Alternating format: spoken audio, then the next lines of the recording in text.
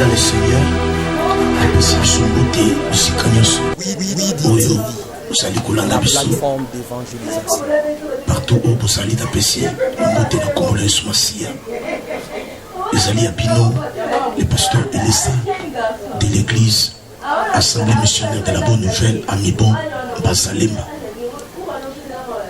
Pourquoi le bien-aimé n'a bien été Kopangwama Zambé à l'eau là visiter ce que vous allez peut-être connecter dans ma terre parce que Zambé a Zolobela yo na Seigneur yo bien-aimé dans le Seigneur.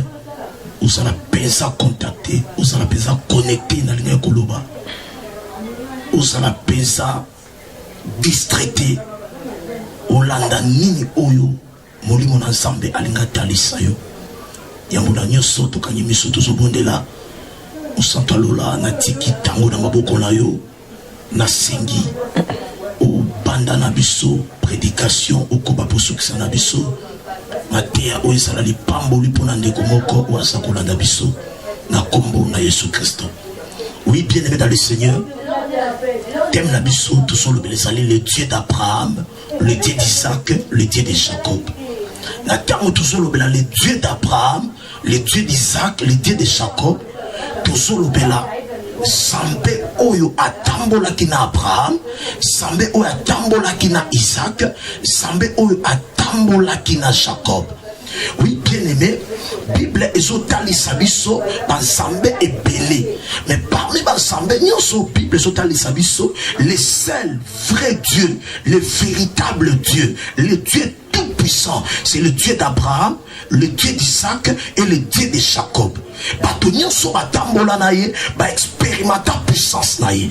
Yango Israël et comprenaki que Zambé na Abraham, Zambé na Isaac, Zambé na Jacob ne asa le véritable Dieu. Israël et ça kobenga El Shaddai. El Shaddai qui veut dire le Dieu de toute puissance, le Dieu de toute force. Bien-aimé dans le Seigneur, bato nyonso o batambola na Nzambe na Abraham, bato nyonso o batambola na Nzambe Isaac, bato nyonso o batambola na Nzambe Jacob ba expérimenta puissance na ye. Parce que ça le tout puissant. Le qu'on ça le tout puissant, il y a mon apôtre le tolobi, rien n'est impossible à Dieu. Rien n'est impossible à Dieu. Et l'homme est impossible pas naïe parce que ça le tout puissant. Et ça on dit comment qu'on a Bible, le prophète Élie, il a expérimenté qui puissance. Il y a le Dieu d'Abraham, puissance. Il y a le Dieu d'Isaac, puissance. Il y a le Dieu de Jacob. A expérimenté qui en haut, na leko oyo roi Akab a kotisaki malakisi ya mabe a kotisaki ba pratique ya mabe na kati na Israël.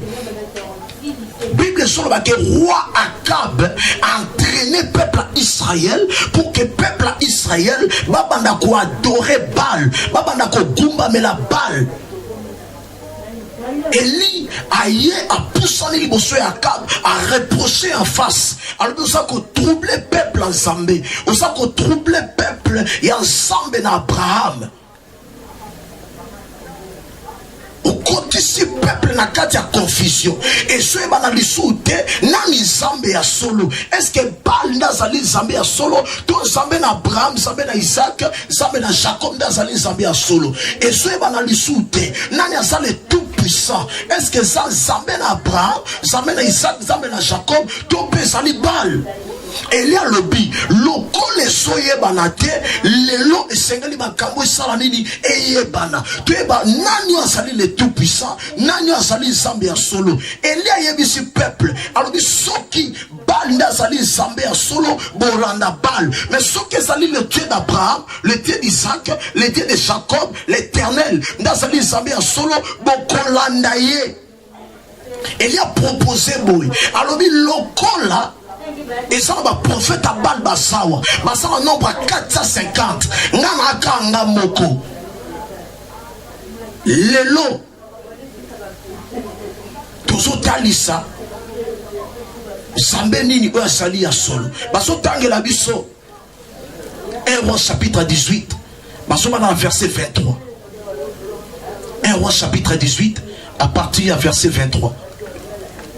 1 Roi chapitre 18, verset 23, je lis au nom de Jésus. Amen. Que nous donne des taureaux. Eli alobi ba pesa biso. Donc ça dit ngai Eli na ba prophète ya Baal ba pesa biso ba ngombe mibale. Qu'ils choisissent pour eux l'un des 2 taureaux. Bango ba pona moko ya bangombe. Qui le coupe par morceaux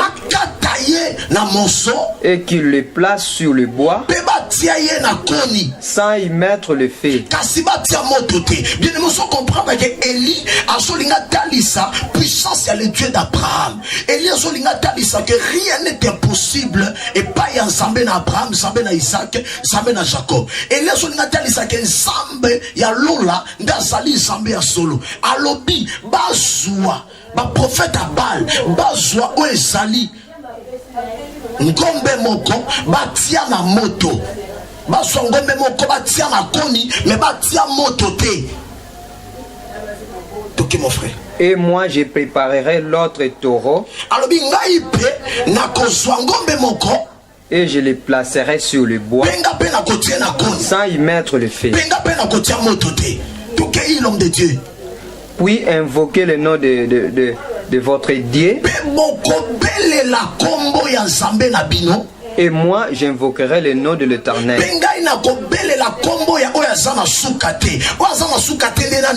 Le Dieu d'Abraham, le Dieu d'Isaac, le Dieu de Jacob.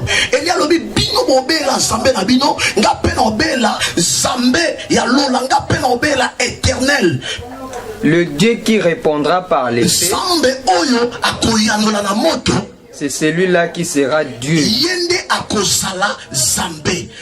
Nini Eli azoloba azako insister azoloba zambo akoyana na moto yende akosala zambe na comprendre que Eli asosola qui était le Dieu d'Abraham, le Dieu d'Isaac, le Dieu de Jacob, asalaka moto yango moni na Exode chapitre 3 à partir du premier verset soko kititi na 4 au comment a été tango zambe na Abraham, zambe na Isaac, zambe na Jacob, asako pimela Moïse, aso pimela Moïse pas péché mission ya okende ko libérer peuple Israël, aso pimela ye aso talisa nzete Moïse amona ki nzete ezako pela moto mais aussi kate mais la kate ya moto wana mongongo ezobima donc moto ebimisa mongongo c'est-à-dire moto wana ezalaki nzambe ya lola ya bomoni apôtre Paul azako ya côté ya biso église azoloba ete notre Dieu est aussi un feu dévorant donc asalaka moto.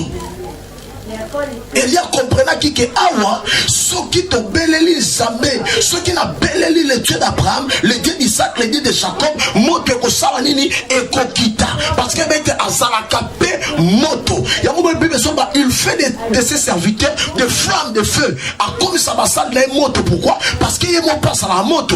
Ya mo somo na Shadrach, Meshach, Abednego na katina na fournaise ardente ba koka ko zikate moto koka ko ziksa ba moto parce que moto des zambé au bango basaka ko sel. Il y a comprendre que zambé ou akoyana na moto yende zambé. Il y a ça qui n'a connaissance aeba qui est le Dieu d'Abraham, le Dieu d'Isaac, le Dieu de Jacob. Partout sur l'andanga. Zambe wana, Zambe na Abraham, Zambe na Isaac, Zambe na Jacob. Le kola ya salaka moto, abana ko tumba, onyo sezali a été la kata vina yo. Abana ko siki sa maladi wana efandeli yo. Abana ko tumba, o nyoso, eza ko pese le kumute na kata vina yo. Maladi ata ba médecin, ba déclare ba lobi maladi wana eza incurable. To ana Zambe oyo, aza moto, asa na kote ko siki sa maladi wana. Ko sola ngada mbete hôpital ti ko zo lo biko na komola Yesu Masi. Frère, qu'on continue.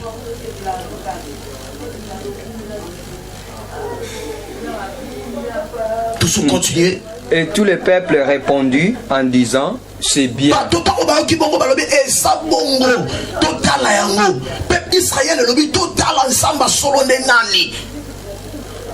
Élie dit au prophète de Baal,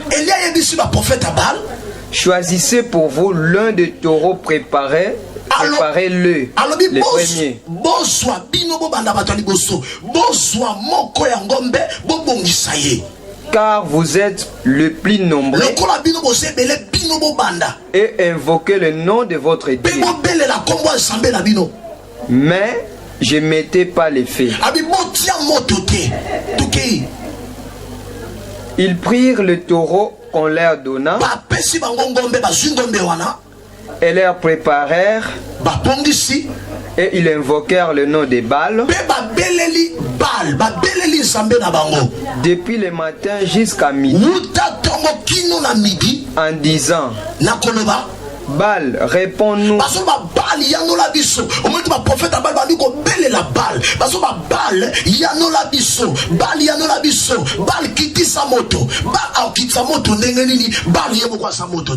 Et il n'y eut ni voix ni réponse.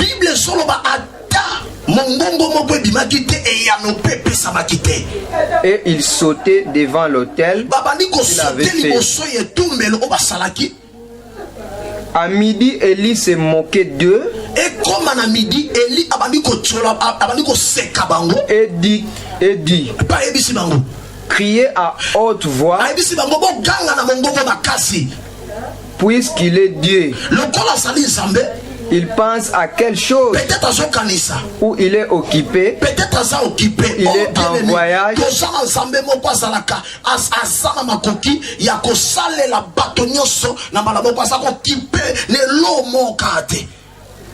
Et là, le dit, peut-être que vous avez un voyage. Oh, tout ça ensemble à voyage à côté. Alléluia. Toi, ensemble, oh, à voyage à côté. Bissot. Toi, ensemble à voyage à côté. Le Dieu d'Abraham, le Dieu d'Isaac, le Dieu de Jacob, à voyage à côté. Bible sur le bas. Il est omniprésent. Donc, en ça, c'est-à-dire, dans le moment où il y a ça partout dans Balamoko. À quoi voyage au Kenewapi. Il y a ça omniprésent. À ça partout dans Balamoko. Toi, ensemble à voyage à côté. À chaque fois, ça la pose. Soko belelié à koyanola yo. Yamwa sur bête invoque-moi. Au jour de la détresse, je te répondrai et tu me glorifieras. Peut-être il dort encore. Et il se réveillera. Le Dieu d'Abraham, le Dieu d'Isaac, le Dieu de Jacob, c'est lui qui garde Israël, ne sommeille ni ne dort. Bien aimé, yo moto baso bundisa, yo moto zo ba combat na mosala, yo moto baso lukaba tia moto na se, yo moto ngaba botolo mwana, yo moto baso linga balelisa, tikana yebisa yo ke ba kolonga yo mokolo nzambe na Abraham, nzambe na Isaac, nzambe na Jacob, ala la pongi. Aussi longtemps que nzambe na Abraham, nzambe na Isaac, nzambe na Jacob, azan sambo ala la te ba longa yo te. Il y a le peut-être à l'ali. Et lui, pourquoi ce sont peut-être à l'ali? Parce qu'il y a dit qu'il y a un sambé à la kate, pe à nimbakate. Alléluia. Et ils prièrent à haute voix.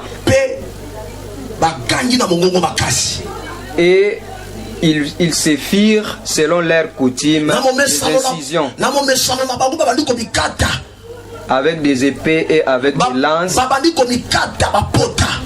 jusqu'à ce que le sang coula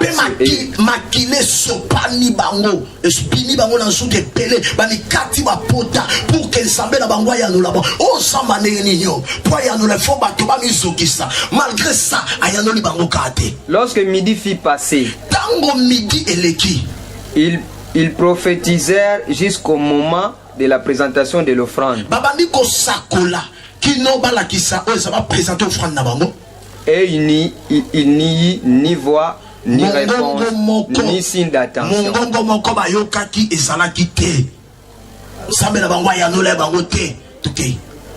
Élie dit alors à tous les peuples: approchez-vous de moi.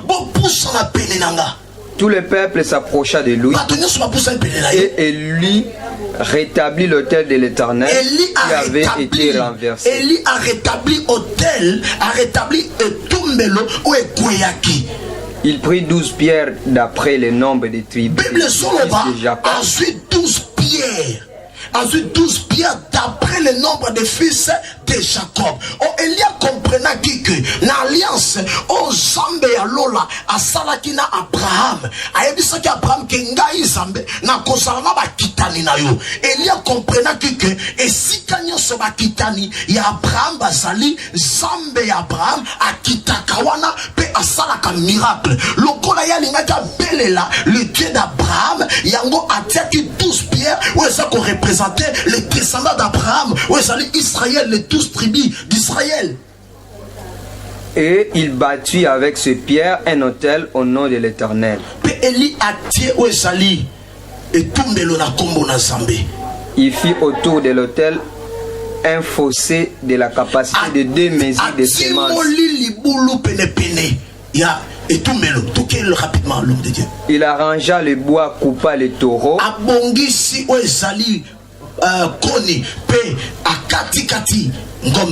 Par monceaux et les plaça sur le bois.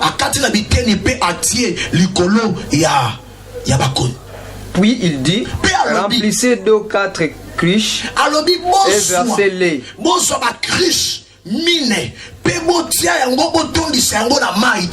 Sur l'holocauste et sur les bois.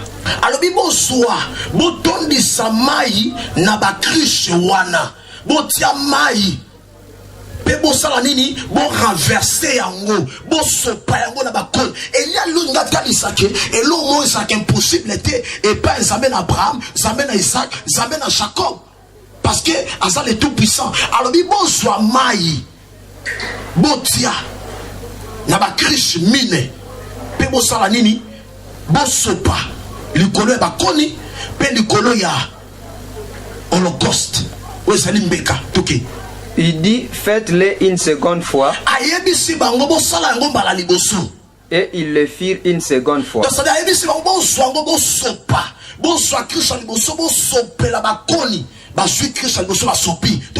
Et il dit, faites-les une troisième fois.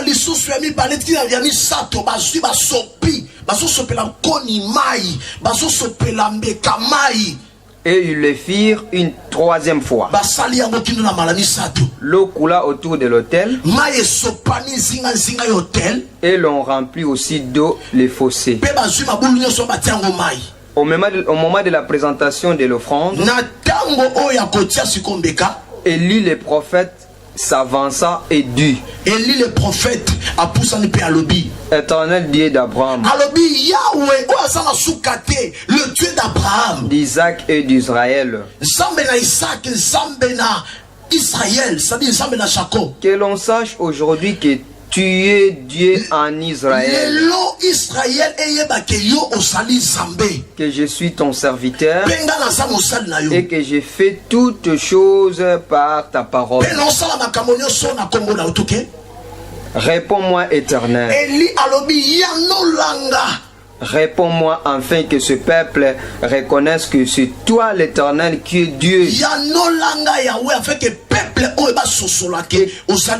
Et que c'est toi qui ramène leur cœur. Et le feu de l'Éternel tomba.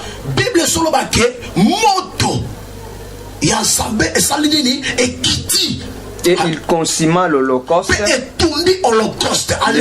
le pierre et la terre. Et il absorba l'eau qui était dans la fossé. On comprend que Élie, le prophète, a solo bakeba soit maï, ba sopela bakoni. Mais bakoni oba sopela ki mai, mbeka oba sopela ki mai. Quand Élie a obéi la moto salamini et Zokita, bien aimé, rien n'est impossible. Et pas Nzambe na Abraham, Nzambe na Isaac, Nzambe na Jacob, car il est le tout puissant. Quand il va sopela mai, et Zopela moto. Quand il va sopela mai, il y a belle moto qui t'a le cola koni, pe koni salinini et peli, bien aimé yondo sali koni, on va sopela mai. Osa koni va sopela mai. Quand il va sopela mai, et ça image impossibilité. Parce que quand il va sopela mai, et qu'on pelate. Mais il ça qu'on a débiqué. Le qu'on a les dieux d'Abraham, les dieux d'Isaac, les dieux de Jacob et le tout-puissant. C'est-à-dire rien n'est impossible et pas naïe. Au second, on a que Koni va sopper la maille. mais Eli a bela moto sa nini ezopela. Moto so siki sa koni wana. Koni ezopela. Donc ça dit que osa koni ba sopela mai, mais soki nzambe na Abraham, nzambe na Isaac, nzambe na Jacob, alobi opela, osala nini okopela kaka.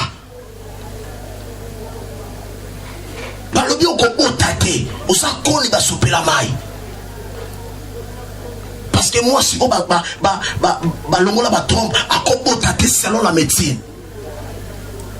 Mais ceux qui s'amènent à Abraham, s'amènent à Isaac, s'amènent à Jacob, alors bien qu'on botte au salanini, au kobota kaka, au sambe on a botissé Anne, a botissé de consola dans nos astéries. Rien n'est impossible. Et pas dans s'amène à Abraham, s'amène à Isaac, s'amène à Jacob. Naebite, ozo tala vina yo, ozo mona loko elo moko esimba lisute. Bato se mo tala yo, baso comprendre que baso mona ke osako, ozo tali sate ke avenir eza. Ozo tali sate ke lobi makamwe ko sa meilleur. Mais tikana yebisa yo, et pas na zambe na Abraham, zambe na Isaac, zambe na Jacob, koni ba sopela ma epelaka. Amen. Soka le mo peloko pela. Soki alobi opelo kopela, so opela na famille na yo kopela. Soka alobi o éclairer partout go éclairer. Webi koni tango ba pelisa ngo ezopela eloko liboso epesa keza chaleur. En chaleur wana bato basala malini bayaka pembeni ya chaleur wana po ba yetola. Zamba lola sala makoki ya okomisa yo moto bato basakoya, bato basako poussa na pembeni na po ba yetola. Bato ba poussa na pembeni na yo. Pour pas soit souffle. Osawa nous a peut-être rien liboso. Osa sur la valeur te parce que ça de l'autre côté. Bato batalo balobi ye eloni ya malonge bi makati na ye. Metika na ye bisayo. Osa koni o ba sopela mai. Koni ono Eli aloba ki ba sopela mai. Ndeyo. Mais zambe na Abraham, zambe na Isaac, zambe na Jacob, asala makoki ya kopelisa yo. Ata otangate, asala makoki ya okomeso moto. Tout le monde a pu battre mon sous soit tangaté. Mais ça mène Abraham, ça mène Isaac, ça mène Jacob. Ça m'a y'a dans la moto. Il y a pélissi pe finaï. Puis ma cam change. Au soleil là pourquoi? Problème le sani. Le Dieu d'Abraham, le Dieu d'Isaac, le Dieu de Jacob. Ça m'a poté ça qui Abraham n'a qui mo bangé nyonso. Samba lola. Ou asalaki na Isaac. Samba asalaki na Jacob partout.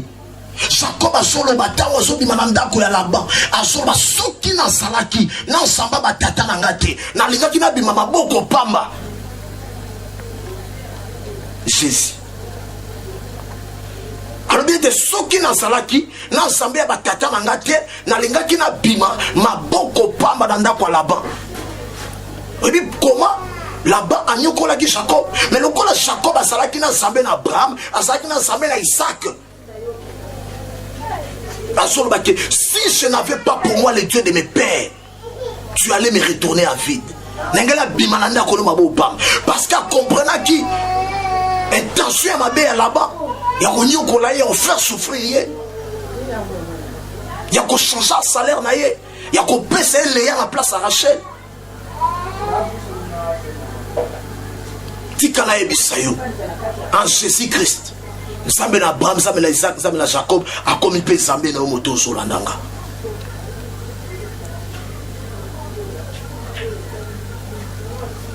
En Jésus-Christ, zambe na Abraham, zambe na Isaac, zambe na Jacob, a comme une paix zambe na yo.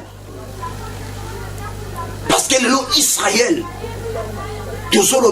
et ça dit biso batoto yamba Yesu Masiya lokwa mokozi pe mobiki. Osana mwana ensemble sur l'andanga. O samba salaki na Abraham, o salaki na Isaac, asala makoki o sala vina yo. Longola impossibilité, longola ba doute, longola koyima yima. Car le Dieu d'Abraham, le Dieu d'Isaac, le Dieu de Jacob, asan sabi moko véritable, asan un Dieu puissant, zambo apelisaka, ata koni o saladini o ba polisa na mai. Tika samba lola pambola yo, esika nyo sozolanda biso. Tika samba lola biki sona maladie nyo sozalango. C'est quand le Dieu d'Abraham, le Dieu d'Isaac, le Dieu de Jacob a se manifesté puissamment dans Katia Finayo. Ça sera béni. Petit qu'à la connecter dans la chaîne Nabiso, Widi TV, où vous soit toujours malakisi, où vous tombe qui s'accondit manayo, oyo ekotindika yo otiela lisusu éternel motema, otiela lisusu le Dieu d'Abraham, le Dieu d'Isaac, le Dieu de Jacob motema. Samba lola apambola. Amen.